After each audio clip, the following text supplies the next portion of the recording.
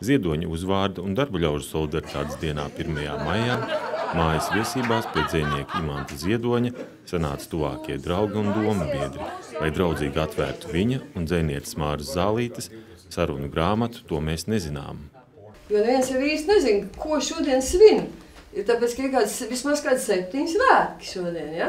Bet mūsu mazajai un izmeklētājai kompānijai ir tikai 1 svētki šodien. Un tie ir, pirmkārt jau šīs te grāmatas, ko izdevusi izdevniecība Diena, atvēršana un tavas nākamās dzimšanas dienas ieskandināšana. Un šitas, kas man zvana, tad to sateikšu ir, tā jau domāju, Renārs Kaupers. Draugi, es faktiski tikko no Vimbām. saviem īpašumiem Pārdaugavā manā dārziņā bija tikai 1 tulpīte uzziedējusi. Tā Imantam. Jā. Meistar, sveiciens.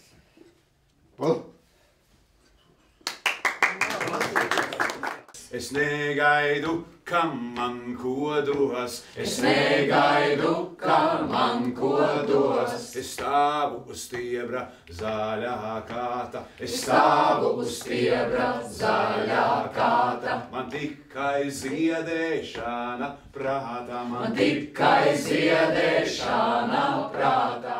Sanākušie skaitīja pantus, skandēja dziesmas un atminējās arī grāmatā neizrunātas lietas. Atceries vienu kritienu, ne jau mums. Anta nogāzās kopš tā brīža, viņu sauc par bumstekli. Pareizi, jā, viņi nopulstījās no nekādi joki nebija. Jā, viņa saka, kaut kur es dzēru.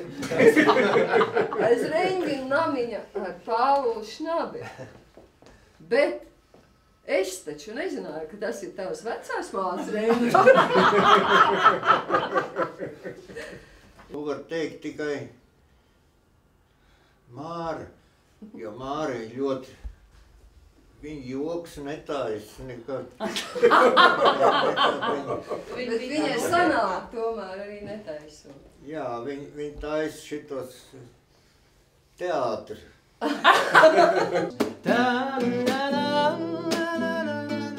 Kaut arī iegrāmatotās sarunas tapušas pirms 8 gadiem, tomēr arī šodien tās priecēja sanākušos, kas bieži vien ir arī grāmatas sarunu varoņi. Artis Baņģieris, Diena TV.